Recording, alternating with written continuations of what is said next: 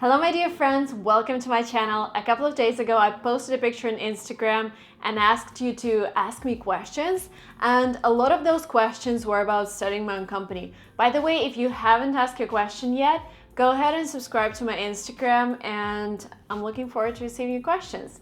And today I'm going to talk about starting the company. So I started my company when I was 21 years old, and that was my fourth year at the university. And now my company grew to be a Silicon Valley startup funded by amazing investors. There are a couple of things I wanted to share with you because I know many of you are at college and are thinking of starting your own business. First thing, really important, like sit down and spend some time on it, is the idea. And a lot of people think, I have this friend who's making a couple of thousand every month by selling iPhones, or I have this friend who built an app that helps other people. But you don't have to kind of copy from your friends, from your classmates.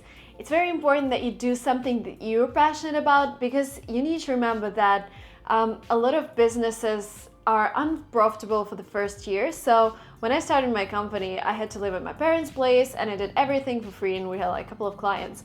And the idea has to come from you. You have to be passionate about something, but at the same time, you don't have to be a professional. So if you want to start, a travel company, you don't need to work in a travel agency for like 10 years to do that. You just need to feel that you're solving somebody else's problem, or maybe you're solving your problem. So my case was, I traveled to Germany to learn German, and I realized the industry is broken. It took me like weeks to find the right school, and I didn't want to go through an agent who would charge me like extra $300. And I had this idea of what is now LinguaTrip, a booking platform for study abroad experiences. And I wasn't a professional in that sphere. I just realized I had this problem and I wanted to solve it. And remember, you're starting your business not to make money straight away, because this is nearly impossible. Goal number one is to solve the problem. Goal number two, of course, make money. The second thing that many students or many first-time entrepreneurs make is they do a lot of business plans. They have like a business plan for the next 5 years. They think that they need to rent the best office in order to start out. They need to hire the best developer to create their website. Just guys, forget it. Like, I started my company with nothing. I had this client, my friend wanted me to help her with study abroad, and I'm like, yeah, I'm gonna go and register my LLC, and we're gonna send you to the UK to learn English. That was like really fast. You need to do basic things. Yes, you can do your website. Go to wixwix.com, where you can create everything yourself.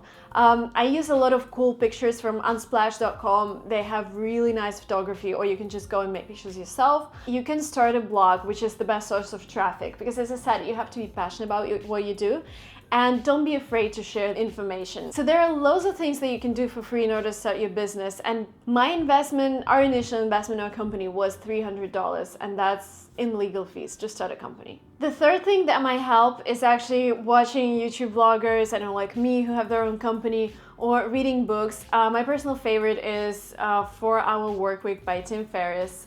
He has a lot of practical advice. It's a little outdated, so I think he wrote it back in 2007.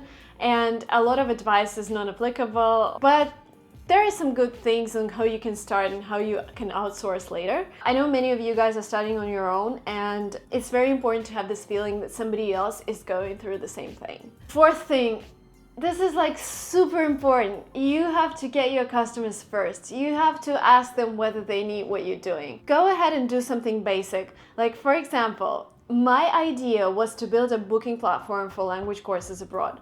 And if you go on LinguaTrip now, you will see that we have like hundreds of schools everywhere. Everything is automated. Everything is great.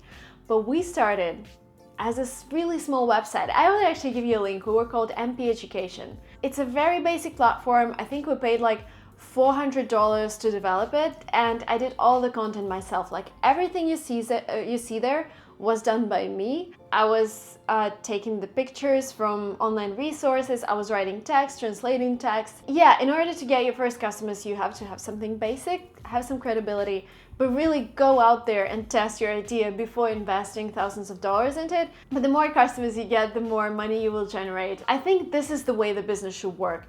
It's not like investing all of the money out there and waiting for customers. It's taking smaller steps. The same thing with a blog. If you want to start blogging for your company, you don't have to buy this gear. You don't have to buy the best camera on the market. You can film everything with your iPhone. And if you look at my very first video, it was for my Russian channel. I just put my iPhone on my window to have better lighting and recorded everything, and that was it. And I've edited everything with iMovie. Don't be afraid to share your knowledge. If you feel that you're solving a problem that you can help other people, go ahead and share what you can to show people that you're credible. To show people that you have knowledge in a particular sphere by blogging for free, by giving out information for free, and then selling something exclusive. Because some people will be like, aren't you afraid that other agents or other competitors from your market are just gonna copy that? I'm not. Like, once they copy, I'm gonna create new content because I love what I'm doing and I'm educating myself every day. Another thing that I get a lot of questions about is, do you need to have a co-founder? I would say yes. So we actually have two co-founders. One is business, one is CTO, and I'm like product. Every setup has its ups and downs, and you have to have somebody who kind of balances you out.